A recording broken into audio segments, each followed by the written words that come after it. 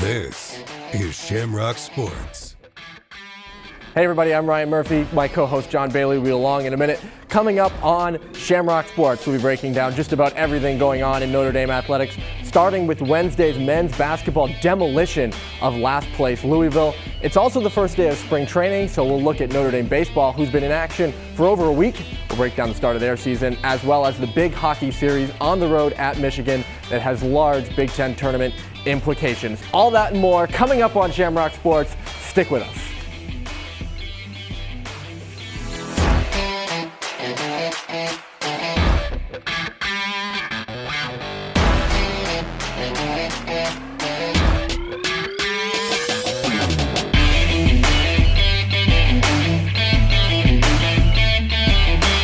Welcome to Shamrock Sports, everybody. My name's Ryan Murphy, alongside John Bailey.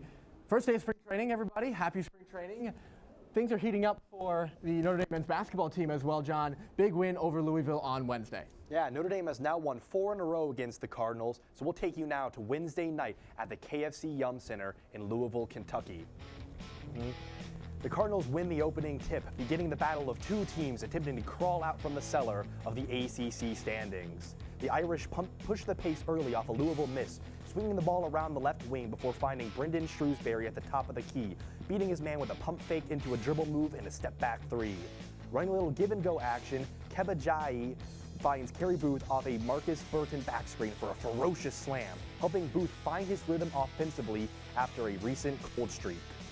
Down 11 with just under 6 minutes remaining in the first half, Louisville responds by getting the big man, Brandon Huntley Hatfield, involved, banging down low off the drive and using his strength to finish over Jai, earning him 2 of his 16 points on the night, 14 of which came in the paint. Taking advantage of Notre Dame's scoring drought, Louisville turns to an inside-out offense, finding leading scorer Sky Clark for the triple in his first game back from broken ribs, finishing with a team-high 19 points. Finding their lead cut to just 6 at halftime, the Irish ramp up their defensive intensity in the second half, with a quick reaction and play recognition from Shrewsbury leading to an easy steal and score, with Notre Dame finishing +4 in the turnover battle. After Louisville cuts the lead to single digits with 7:32 left in the second, Notre Dame comes out of the timeout aggressive, with Burton finding Shrewsbury for a deep three to shift the momentum in their favor. Shrewsbury led all players with 23 points and recorded a career-high 7 made three-pointers. 4 minutes left to go, Notre Dame up 19. Shrewsbury delivers the dagger three off a tip pass, the freshman's sharpshooting prowess continuing to grow with each game. In come the reserves for 3 minutes of garbage time, rounding things out for a resounding Irish victory, 72-50, their 3rd win in a row. Thanks, John. Big win for Notre Dame men's basketball. Here with men's basketball analyst Ben Rohr. Let's take a look at the box score here. Irish win by just about over 20 points, and now they've won 3 straight, Ben. So I guess what worked well for you? Well, there's 2 big things I want to talk about after this game. First of all, continued defensive strong play. Won the turnover battle 11-7, turned that into an 11-1 turnover point ratio there. That's absolutely massive for the Irish. Take a look at the highlights here. You'll see a lot of turnovers, and then also, second thing I want to talk about is maturity, finding the open looks. So this first clip that I want to talk about right here perfectly encapsulates the game. Great block, turnover, take your time, goes inside to the booth, into the box, doesn't like what he sees, kicks out, Shrewsbury 3, bang. That is what I've been loving recently.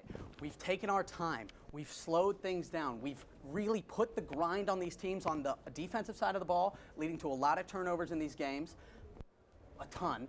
Then on the offensive side of the ball, this was the difference against Louisville. If you take a look at the second Boston College game from a couple of weeks ago, night and day, these teams. This game against Louisville, you see they slowed down the ball. They don't take garbage threes. You don't see Marcus Burton having to rush into the paint, play hero ball in the 4th quarter. We were able to slow down the tempo, take our time, find open looks, get a lot of easy buckets. Shrewsbury talked about it in his press conference. He knew Louisville was good at defending the 3. In a contested 3, Louisville's excellent. In an open 3, lots of points going in against the Cardinals. And that's what the Irish were able to do on Wednesday, which led to an absolutely massive win.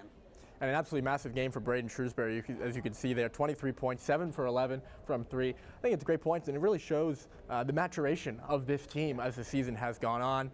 Not too much time left in the season, though. They were going to play to Syracuse tomorrow on the road at noon. What are you looking for this team down the stretch here? Well, in the Syracuse game tomorrow, what everybody is talking about is that if Syracuse can keep the pace of the game high, they're going to struggle against they're going to be able to do what they want to against the Irish there. So the Irish need to ensure that their defense and their rebounding stay strong. Third in offensive rebounds in the ACC still, maintaining that, which I love. But if the Qs get it rolling, it's going to be a bit of a runaway. So a couple of tough games. Obviously, you've got North Carolina down the stretch. Not a ton of hope for that one, but hey, I hear you're calling an upset there. I'm not calling it an upset. I'm just going to say top 10 team, right? It's the only ranked team left on Notre Dame's schedule. Shrewsbury doesn't have a cornerstone upset yet. I'm just saying, maybe this is the time for it. Yeah, you heard it. Ryan Murphy calling it an upset. But you've got Virginia Tech on there, which should be another win. Wake and Clemson both, sitting pretty high in the ACC right now. But I think the team that we're seeing right now, even if these games don't go our way, I don't hate the take of a couple rounds into the ACC tournament. We see this maturing team go out there. The story has yet to be written for Micah Shrewsbury's first season, I would have to say. Our Kean Baggins has some off-season news on the football team. Let's head to Kean for a quick segment. 2 months until the blue and gold game. Who's counting? Al Golden certainly is, as he's eager to live up to all of the gold he got recently with a new 4-year, $9 million contract extension. Good to be the highest paid DC in college football. An insider told the Irish Tribune that Notre Dame, quote-unquote, wrote a blank check to Al Golden. Al Golden has aged like fine wine and has had an illustrious career of 30 years of coaching experience. Al Golden came to Notre Dame after being the LB's coach of the Cincinnati Bengals the year that they went to the Super Bowl, so he definitely knows a thing or two about winning. Golden also has had 5-year tenures as the head coach of Miami, Florida, and the Temple Owls, so he has valuable leadership experience for the Notre Dame defense. Some worried that Al Golden might go back to the NFL or take up some of the D1 head coaching opportunities that he was offered, which might be a factor into why Golden got so much money. However, the main reason why Golden got his gold is that he substantially transformed a middle-of-the-pack at best unit to one of the most dominant forces in college football. And this is all without current NFL players Kyle Hamilton and Isaiah Foskey. In 2021, the year before Golden came, Notre Dame's defense was 14th in points allowed, 64th in passing defense, 37th in rushing defense, and 43rd in total defense. Fast forward to 2 years later in Golden's second year. Last year, Notre Dame was 7th in points allowed, 3rd in passing defense, 28th in rushing defense, and 5th in total defense. Besides the run game, Al Golden has made a substantial and transcendent impact on this Notre Dame defense. Under Golden, Notre Dame's defense also became the big game bandits. Last year against OSU, number 6 Ohio State, Travion Henderson was held to 43 yards on 13 carries, negating a 61-yard fluke touchdown at the beginning of the second half, and potential number 1 pick Marvin Harrison Jr. was held to 32 yards on 3 receptions the entire game. And he also outperformed Michigan and Penn State in terms of points allowed against the Buckeyes. Ohio State's worst regular season scoring performance was against the Irish. Against Duke, and he held then Duke QB and now Irish QB, how ironic, Riley Leonard, to 134 yards, 1 touchdown, and 1 interception. However, Riley Leonard did pick up 88 yards against his now current team, which is not shocking considering Andy's one weak point on defense was against the run. Andy also held the number 17 Blue Devils to only 14 points to bail out the offense after a sluggish performance all night long. Then, against longtime rival USC, Al Golden and the boys held 2022 Heisman winner and first overall draft pick favorite Caleb Williams to 200 yards on 23 passes, 1 touchdown, and 3 picks. And he also picked up 2 more fumbles, which one was returned for a touchdown. Yes, Al Golden's contract was a little expensive, and we will not be able to get as many boom chicken salads at the dining hall anymore, but it was well worth it. Al Golden cleansed the defensive struggles of ND football of the past and has turned ND into a sensational unit in all phases of the defensive side of football. Al Golden has also given the Notre Dame defense the ability to do something that it has not been able to do in a long time. Play big during big moments and shut down the big ones during the big games. With the NFL experience Golden has, the NFL caliber recruits coming in, and the ability to shut down top NFL draft picks, I have no doubt that Al Golden is Marcus Freeman's golden ticket to reaching the promised land. With that, back to you guys in the studio.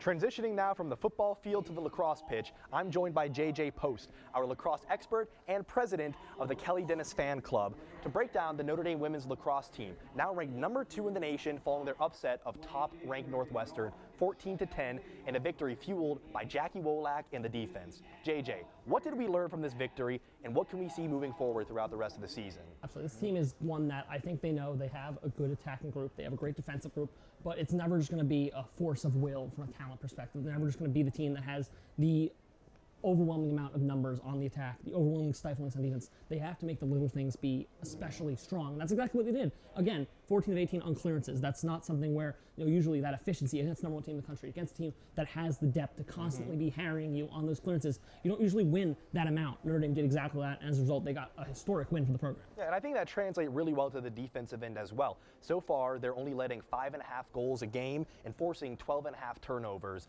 That's good for top 15 in the country in both metrics, and I think could we see that working out for them against Syracuse as well? Though the Orange are 1-2 on the season, they're still a formidable foe and ranked #7 in the country. Absolutely, you can't forget this Syracuse team. You look at the record 1-2, it doesn't blow you away, but this was the #5 team in the country heading into the season, a team that was a national title contender in last season, and before Notre Dame beat them, the last team to beat Northwestern in women's lacrosse. This is a very formidable program, one that Notre Dame cannot take lightly.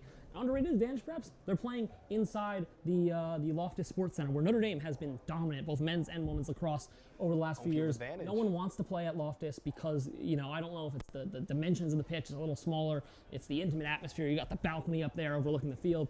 I don't know what the deal is which makes Loftus such an advantage to the Irish. Notre Dame, when they are playing in Loftus, has been a fantastic team. Syracuse, again, though, you can't underrate a team. The 1-2 record, it doesn't stand out, admittedly, but this is a team that has competed for national titles year in, year out. It's a team that one would imagine, despite the record, will compete for national titles once again. If Notre Dame gets a win over them, making a mistake, it will drop Syracuse to 1-3, but it will very much still be a statement that this Notre Dame team, it's not a team that pulled off a fluky upset. It's not a team that beat 3 sub-major opponents to get to 4-0. This is a team that will be competing for a national title come May.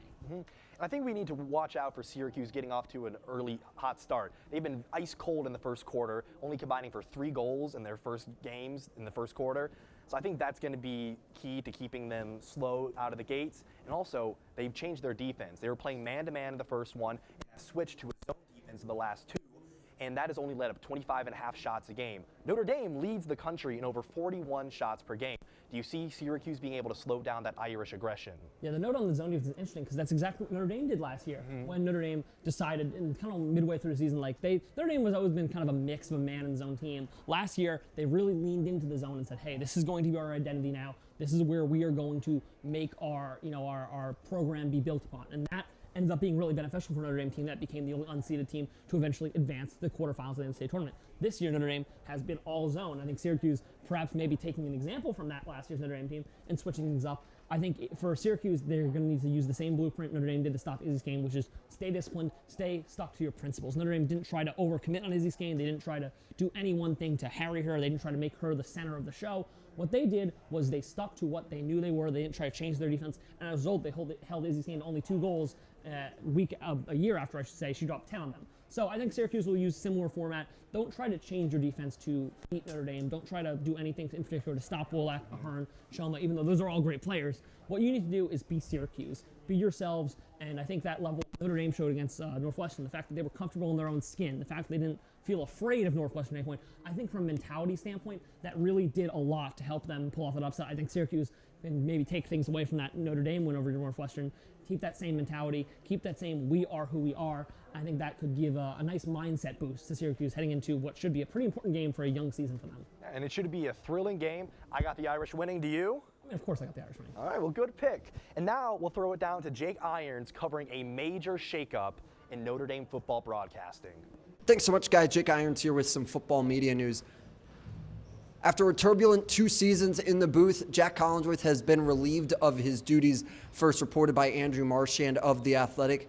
As he reports, NBC will not turn to the son of Chris Collinsworth for year 3 of his tenure as the Notre Dame play-by-play man. Instead, they will turn to Dan Hicks, a man who previously held the role in the same capacity before they brought on Mike Tirico from the worldwide leader. Dan Hicks will be paired with the color analyst in Jason Garrett as he returns to South Bend for his 3rd season.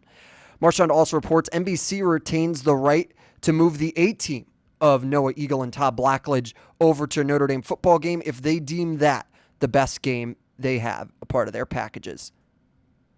Marchand also reports Jack Collinsworth will remain in his college football and college basketball role for Peacock, as well as a reporter for Football Night in America, as well as the upcoming 2024 Summer Olympics. Dan Hicks' first game back in the broadcast booth will be on September the 7th as the Fighting Irish take on Northern Illinois in their 2nd game and home opener of the season. You can find that game on NBC as well as the WVFI airwaves. For Shamrock Sports, I'm Jacob Irons. Thanks so much, Jake. Well, I mentioned off the top of the show, first of all, got to introduce you guys. JJ Post is back, but Tyler Reidy, newly elected sports editor of The Observer, coming up. He's here as well. He'll talk some hockey later in the show. Thanks so much to Jake Irons for that segment. Spring training starts today, guys. I mentioned that off the top.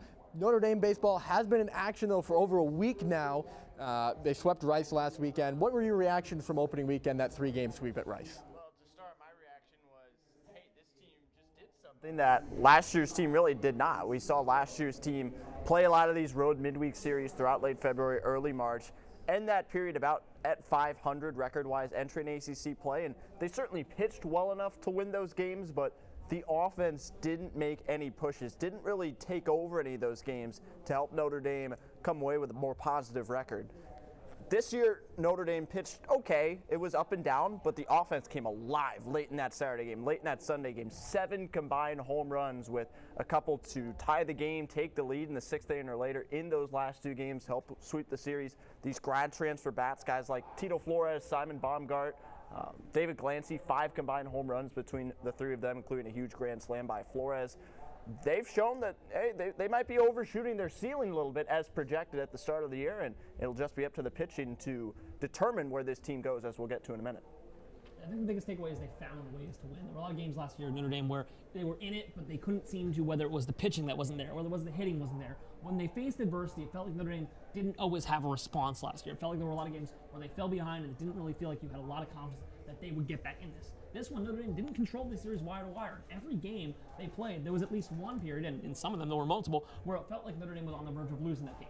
This year's team responded well because they have a variety of ways to, get into games. You saw the offense. They had a couple of big home runs, very actually home run-oriented offense, but they also, through walks, through hit by pitches, through the small ball, managed to scrape home a few runs. They kept that element of small ball last year that made the 2021 team so good. In 2022, they kind of used it a little bit as a spark plug. They never really leaned into it. This year's Notre Dame team generated several crucial runs off of those small ball elements, and they also had the firepower to get those bigger runs that can really break a game open. Like Tyler said, it's going to come down to the pitching, I think. Notre Dame's rotation, until they get Jack Finley back, is a little bit by committee oriented. You're going to see Jackson Denny's, among the names, Caden Spivey also in there.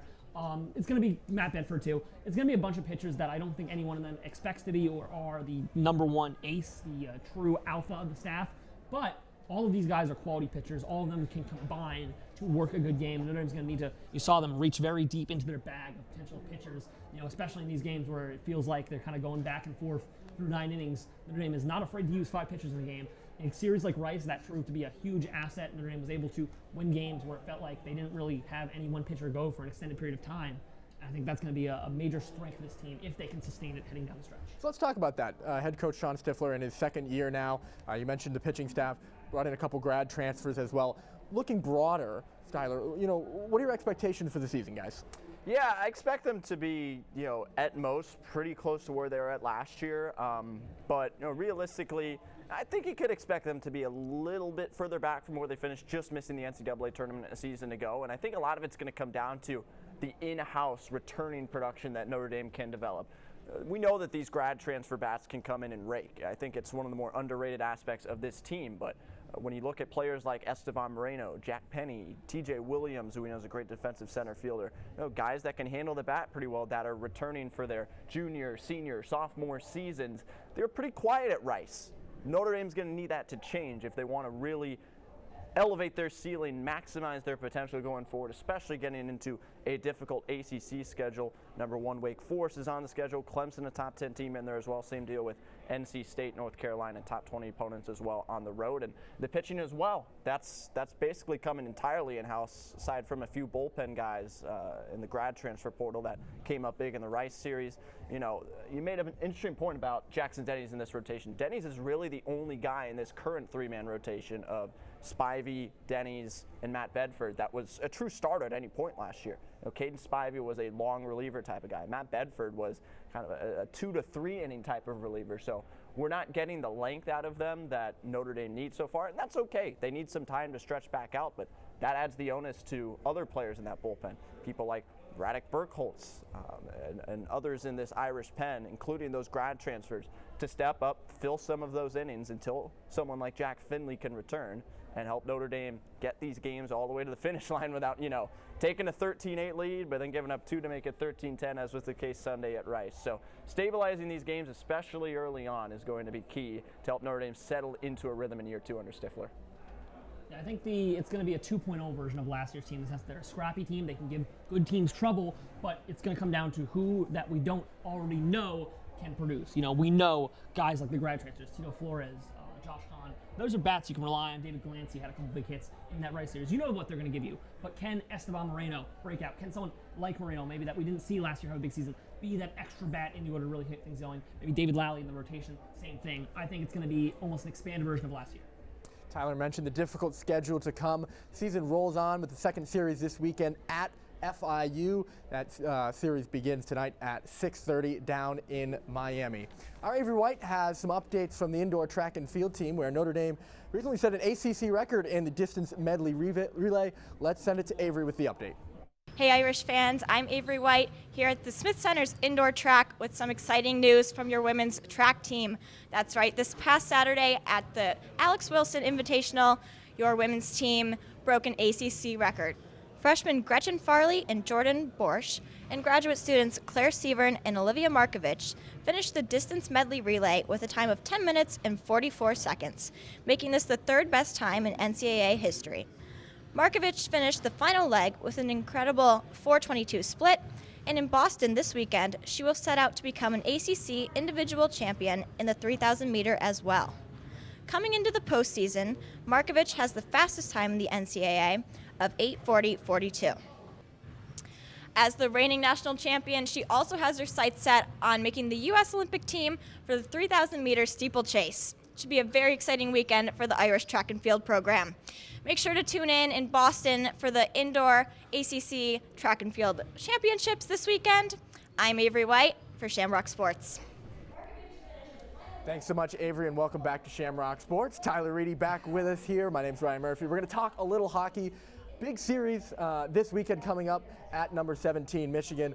Let's first take a look back at last weekend's series against Minnesota, though. Irish had to lick their wounds after getting swept at Wisconsin 2 weeks ago. They come back, beat Minnesota 6-1 at home, and then obviously lose in overtime on senior night. But they showed some strides, particularly that senior class. That means a lot to this Irish team. Yeah, it was a great response, especially discipline-wise for Notre Dame. Coming out Friday night, taking that 6-1 win, chasing Justin Close, one of the best goaltenders in the Big Ten and nation, out of the Golden Gopher net. And then highly competitive, one of the best games we've seen overall in the Big Ten this season. Saturday night, 3-2 overtime loss for Notre Dame on a Jimmy Snuggerud overtime winner. But yeah, the senior class, I think in particular, helped the Irish really stabilize things after that Wisconsin series that featured 61 Notre Dame penalty minutes, and just calm things down and go into this Minnesota series looking really as composed as they have all year. And that led to a 4-point performance, and it led to these seniors being sent off with plenty of praise and acclaim from this Irish fan base. Ryan Bischel,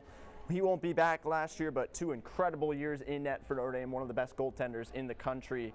These 2 years that you and I have been here, Murph. Landon Slaggert, tremendous resurgence this year, getting back to his scoring ways after a down year last year, former draft pick of the Chicago Blackhawks. And then all these other seniors, we've seen some graduate transfers come in like Ryan Seedham, Patrick Moynihan, Drew Bavaro, another quality transfer as well 2 years ago on the blue line for Notre Dame. They've had a tremendous impact, and it's helped Notre Dame remain relevant and remain in the national tournament picture, even as this Jeff Jackson tenure continues to roll on. The faces change, but things remain the same, and those things are loyalty and just commitment to a strong team environment. That's what we've seen all year long from Notre Dame, and now it has to continue on the road at Michigan.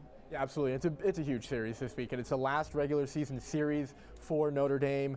Huge Big Ten tournament implications if Notre Dame takes 5 of 6 points, which is not going to be easy by any means of the imagination.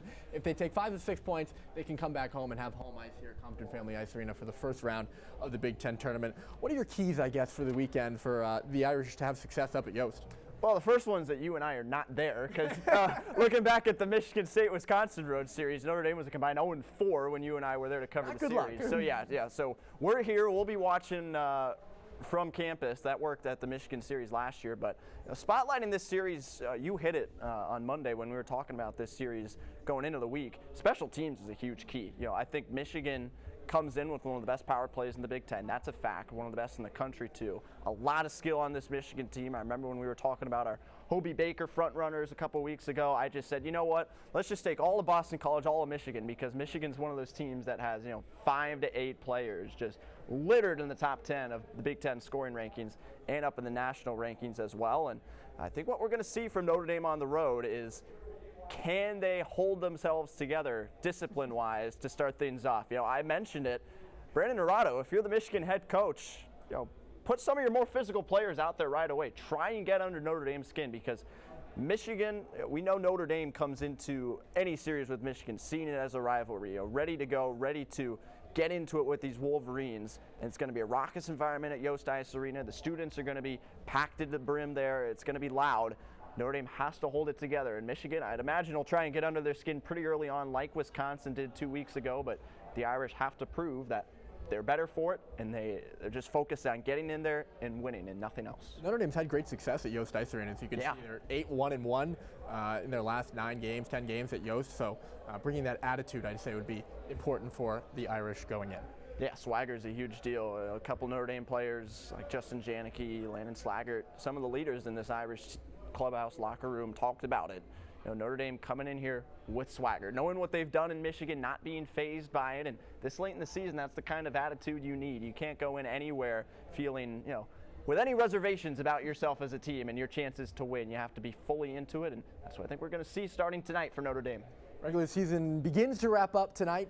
8 o'clock start tomorrow. 7 o'clock start on Saturday night.